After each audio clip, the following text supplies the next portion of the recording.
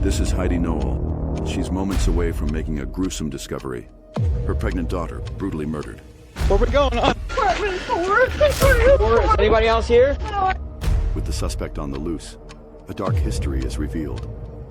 A lot of personal problems. She had a lot of black eyes when she would come in. Surveillance footage uncovers chilling clues, unraveling the mystery behind the horrific murder. He killed her, Mike. Please find her head. But to give Heidi the closure she desperately needs, authorities must fight for answers.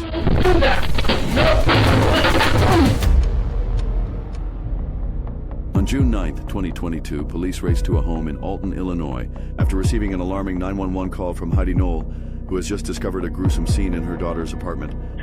What's going on there? My daughter's boyfriend killed her. He chopped her head off. What is your daughter's name? Liese Dodd. I went in to check on her, and he cut her head off. Are you outside the apartment right now? Yes. What kind of a weapon does he have? He's not here. He took her car.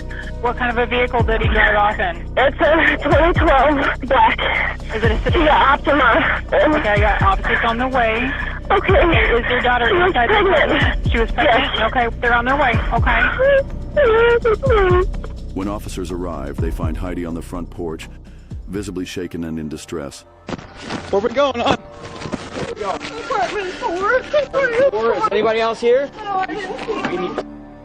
They head upstairs to Lisa's apartment, unprepared for the horrific scene waiting inside. Reaching the top of the landing, they find the door cracked open and cautiously cross the threshold into the kitchen. The space is in disarray. Cluttered counters, messy tables, and scattered belongings. On the floor, small bloodstains catch their eye. Their search leads them to the bathroom, and there they find more blood. It streaks the shower curtain and stains the edge of the tub. Inside the bedroom, the full extent of the violence is finally revealed. Lying on the floor next to the bed is Lisa's decapitated body. Her upper half is clothed only in a bra, and where her head once was, a blood-soaked towel now rests. Across her torso, there are multiple bloodstains. Most are splatters or smears, but one stands out. A symmetrical rectangular shape with smaller circles inside. Investigators note this distinct bloodstain, which later becomes a crucial piece of evidence in the investigation. On the bed next to Lisa's body lies an empty black case for hair clippers. Its close proximity to the body makes it feel out of place. It also emerges as a significant item later on as the case develops. As they scan the room, officers find blood spatter across one wall and on several items scattered across the floor. Stains are smeared across the bed and streaked along another wall. The blood doesn't just mark the room, it tells a story, vividly illustrating the uncontrollable rage, the merciless cruelty, and the unimaginable suffering Lisa endured here just hours earlier. It's a scene of overwhelming violence, but one detail makes it all the more disturbing. Lisa's head is gone. Further inspection of the apartment reveals traces of another life, one that hadn't even begun. Ultrasound photos, tiny baby clothes, and items celebrating the new arrival are found throughout the home. Tender signs of the joy and anticipation Lisa and her family felt for the baby she was expecting. Now they serve as heartbreaking reminders that Lisa's life wasn't the only one taken. Her unborn child never had the chance to take a breath, to be held, to know the life that waited ahead. As authorities secure the scene, an officer takes Heidi aside. With a shattered voice, she describes the horrifying moment she discovered Lisa's body. At first, when I opened the door and looked, I didn't see anything, so then I was like, wait, I think that's her. So I came back in, and then I touched her, and she was cold. Please find her head. Heidi then mentions a fight Lisa had with her boyfriend shortly before the tragedy. What brought you over here today? I hadn't heard from her from last night. He had gone, he was missing for a day or so. What do you mean he was missing? They had been living together, and he left the night before. Did they get in an argument or something 2 nights ago? Yeah, they argue all the time. Argue all the time? Yeah. What is the boyfriend's name? Deundrea Holloway. Holloway? 22-year-old Deundrea Holloway has been in an on-and-off relationship with Lisa for 2 years. Despite this, Liese is 7 months pregnant with another man's baby, a reality Deundrea is aware of, and according to friends and family seems to accept. Multiple witnesses also reveal that Deundrea has a history of abusing Liese, both verbally and physically. A detective speaks with Lisa's former boss, who details the severe abuse she suffers during their relationship.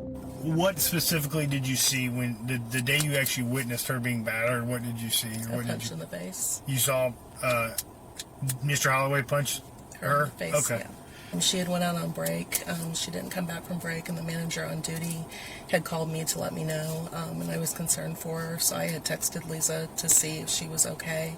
And a couple hours later, she texted me back and said that her boyfriend they had gotten in an altercation, and that she was at the Litchfield Hospital emergency room and thought that her nose was broken.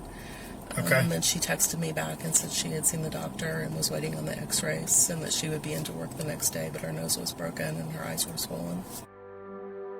As the investigation pushes forward, Heidi is left grieving, confronting the unbearable reality of every mother's worst nightmare. She spoke to Liese every day, excited for what the future held for her growing family. Her daughter, full of life in every sense, carrying a child and radiating kindness, was ready to be an incredible mother. But instead of planning a baby shower, Heidi now faces the unimaginable pain of planning her daughter's funeral. Determined to bring justice to a heartbroken mother, detectives gather evidence to piece together Liese's final hours. On the night before Liese's body is discovered, Deundrea is dropped off at Liese's workplace, her first time seeing or hearing from him in over 24 hours. The couple had argued before he left, but vanishing for that long was completely out of character. After her shift ends, Liese drives home with Deundrea, texting her mother about the situation on the way. The last text she sends to Heidi is at 9:08 p.m. Upon reviewing surveillance footage from Liese and Deundrea's apartment building, detectives see the couple pull up and park just 1 minute after Heidi receives the final text from her daughter. Liese and Deundrea approach the front door and enter the building. Deundrea is wearing yellow and black shoes, and Liese's are solid black.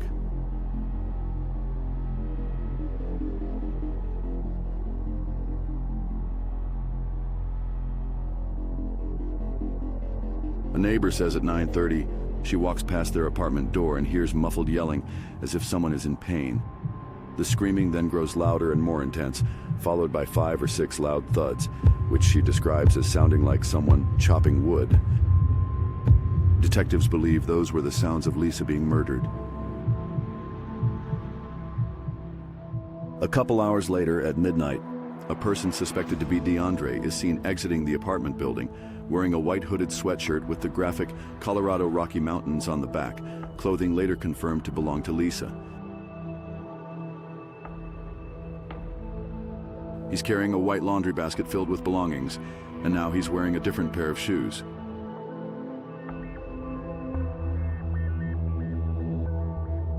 With the laundry basket still in his hands, he approaches a large dumpster next to the building.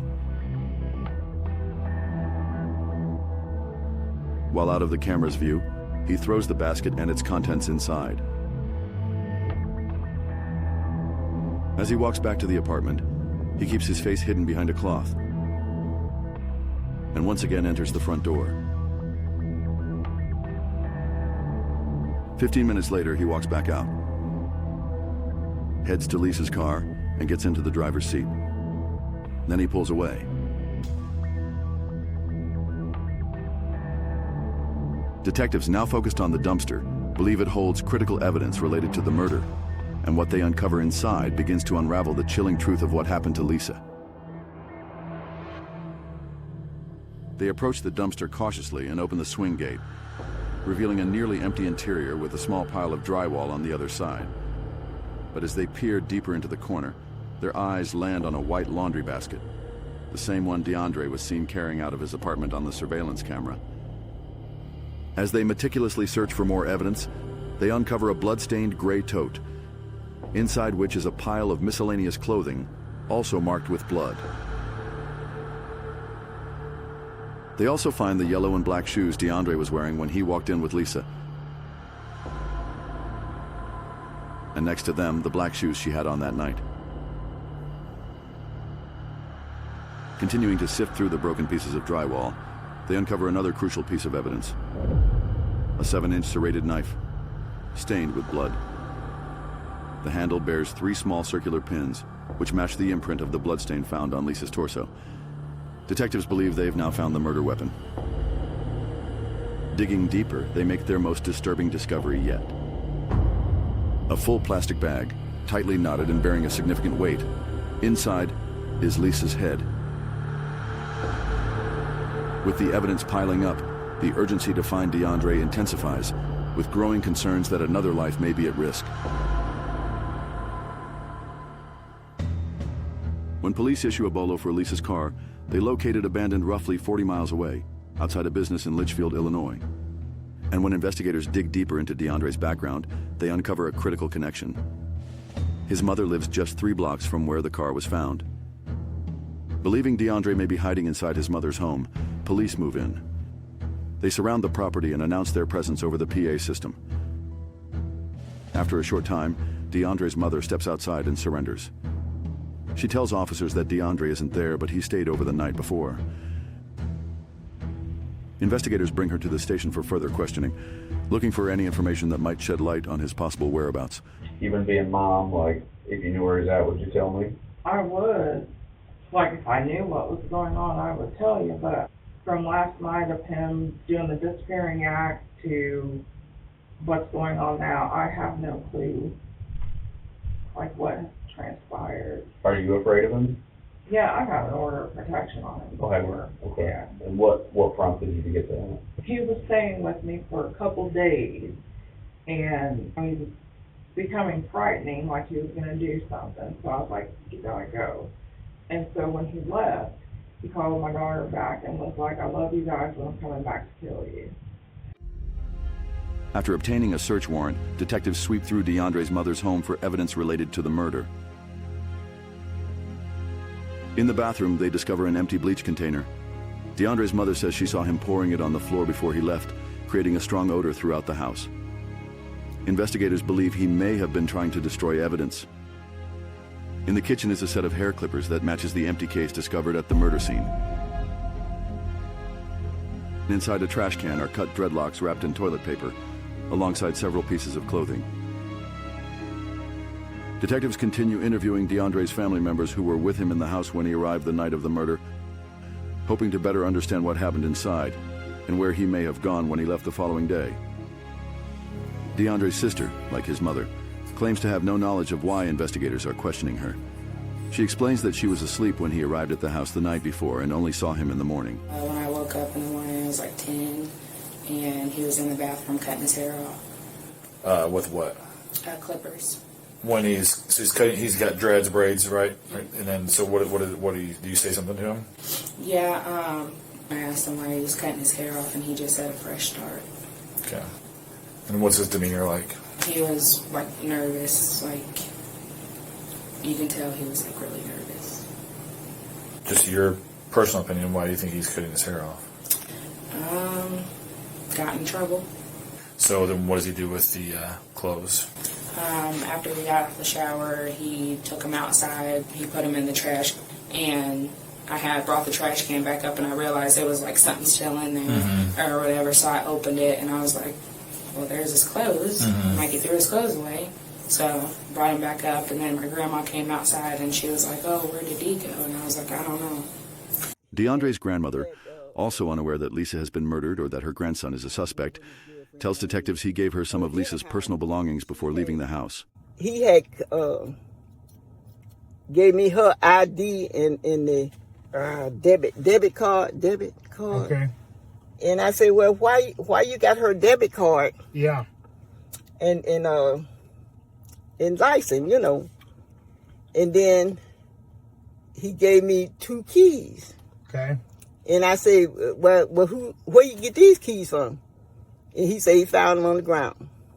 They checked. And so I got the, what you call it, in my pocket. What's that? Oh, her ID and her debit card? And the keys. Yeah. You want to put that stuff in there? I'm going to get it back now? This here? Yeah. Is that yours? No, but I'm going to try. All right. I'm going to try to get it to her. Okay, that's what I'll do. I'll take care of it. You sure now? Yeah. The key too? Yeah. All right. Thank you. All right. Okay. And then what time do you think he left the house this morning? I don't know. I'm saying about 12. And he left on foot? He left on foot. What was he wearing when he walked away? Some gray sweats. Okay. Sweatpants? Yeah. What kind of shirt did he have on? It might look like something like this here. Like a light blue? Yeah, something like that. T-shirt? Yeah. Where do you think he would be? Where do you think he would be now? I really don't know. Despite having an updated physical description, along with details of what Deundrea may be wearing, no one who last saw him can provide any information on his whereabouts, and investigators appear to hit a dead end. As they scramble for leads under mounting pressure, the fear of another act of violence only grows stronger. Then, a call comes in that breaks the case wide open. Deundrea is taken into custody in Gillespie, just 10 miles from his mother's home, for stealing a bike. At the time of the arrest, the officers have no idea he's a murder suspect. When he's brought into the station, the violence and aggression Alton detectives have been learning about come into full view.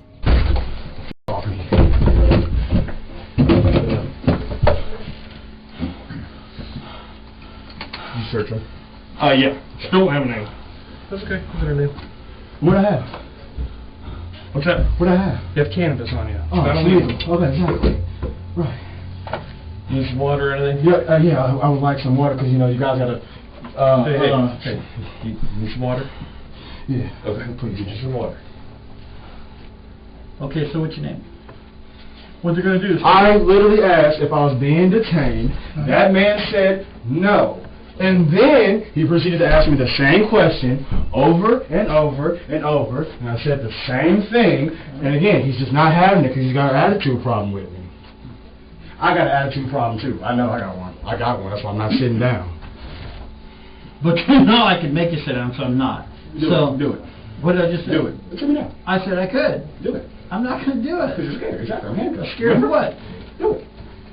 You know, guy, we're not going to get into this. Thank you. I appreciate it. Well, aren't you just being mean to me though? I'm not being mean to you. So why am I here? Because you're under arrest for theft. I was exercising. On a stolen bike. How? I don't know you guys. I don't know any of you. Okay, great. Again, y'all got me like I'm getting kidnapped or something. No, you're under arrest. So again, for one, this don't look like a fucking police department to me. Okay. So again, what the You're in the Gillespie Police Department. Whether you think never you're in the police seen it, department never seen the inside of it. You're I've under never arrest seen it. in the Gillespie Police Department by duly sworn officers. You can either recognize that or not. Doesn't matter. You're still under arrest. So. And I'm just exercising. I just don't get why I'm under Okay. arrest. All right, then. The officer talk to you. If you don't want to talk to the officer, that's your right, sir. But you are under arrest.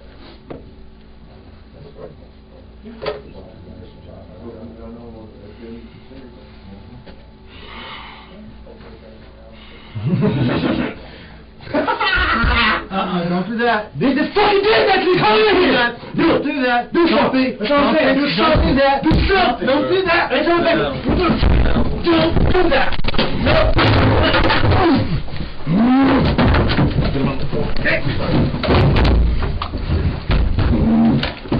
Oh, I got shackles. Turn back over. Who's got shackles? Please get off me. I really cannot breathe. I've been exercising. I cannot breathe. I swear I cannot breathe. Get up.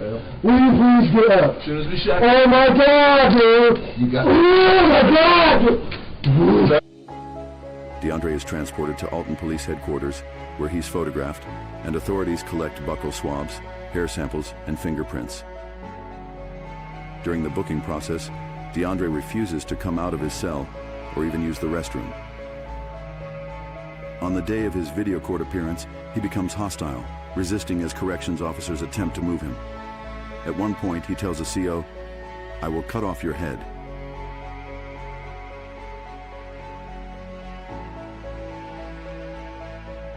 Due to his aggressive behavior, he is strapped into a restraint chair, and a spit shield is placed over his head as he is transferred to the video courtroom. With overwhelming evidence, Deundrea is charged with first-degree murder, intentional homicide of an unborn child, and dismembering a human body.